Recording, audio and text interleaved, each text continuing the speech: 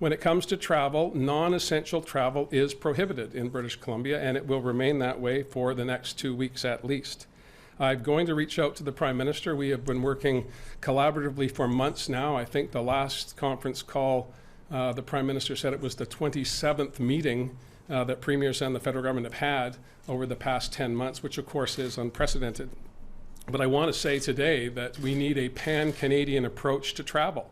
We need to make sure that people in Coquitlam are living under the same rules as people in Chicoutimi. We need to make sure that those who want to come to British Columbia must only do so if it is essential for their business or their well-being.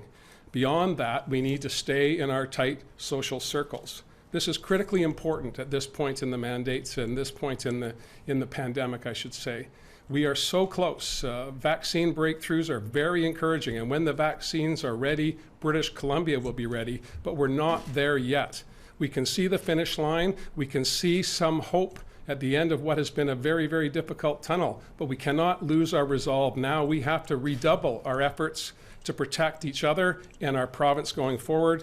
Well, I think it's a question of leadership, and I'm not suggesting that there hasn't been sufficient leadership at the federal level on a range of issues. And I'm not requesting the federal government to impose anything on any other jurisdiction in Canada. I'm asking the federal government to work with us and other provinces to get the message out that if you do not have to travel between jurisdictions, you shouldn't do so. So a pan-Canadian approach, when I say that, that means exactly what I'm suggesting. That is that the people of Quebec and Ontario and Manitoba need to know that they should stay in Quebec, Ontario, and Manitoba until we get to a place where we can start distributing a vaccine across the country.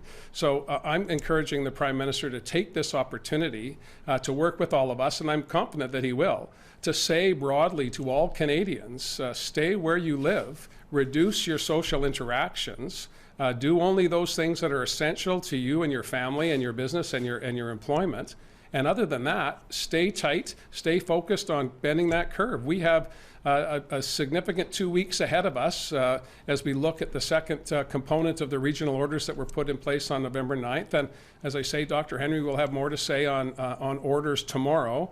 But we all need to keep in mind that this is not a penalty. This is not people wagging their finger at you. This is solid advice that will keep you and your family and your loved ones safe. And that's the reason we've been doing this for the past 9 months, not to stigmatize people, not to say that this area is less safe than another area. It's to try and put in place programs and a regime that will protect people. And that's been our objective from the beginning, and that continues to be our objective right through the winter and into the spring, when we hope that vaccines will be rolling out in sufficient amounts that British Columbians can return to some semblance of normal.